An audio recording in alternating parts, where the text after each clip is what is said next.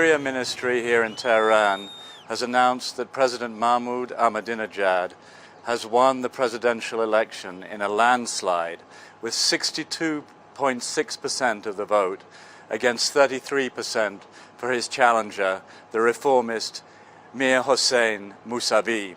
That number in the low 60s for Ahmadinejad scarcely varied from about 1 hour after the closing of the poll. And indeed, the victory of Ahmadinejad was announced on national news wires within hours of the closing of the poll. That's just one of the strange, suspicious elements that have driven Mousavi supporters here into a fury. Another being the shutting down of all texting communication across the country, the closing of websites, the closing down of newspapers. Mousavi early today put out a statement saying that what had been demonstrated in the election was that the Islamic Republic was now headed by a government of lies and dictatorship, that he would not accept this, quote, treason toward the voters, and urged his supporters to fight on and protest.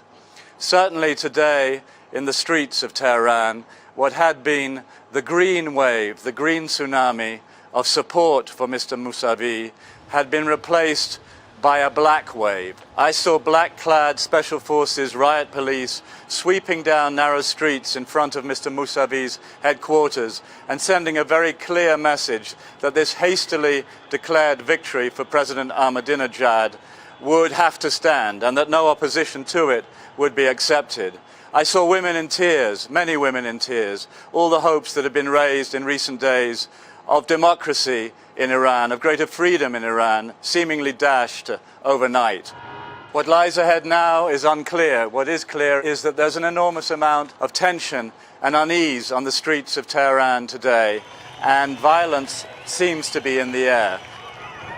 Demonstrations are being dispersed, and we have had to retreat here to a rooftop in order to make this video recording, because to do so on the streets would be to invite a very violent response from the police. Ahmadinejad himself has declared that he will celebrate tomorrow and hold a press conference. It seems that very tense days lies ahead, and that for now at least the hopes of some rapprochement between Iran and the United States, between Iran and the West, have been put on hold. This is Roger Cohen in Tehran.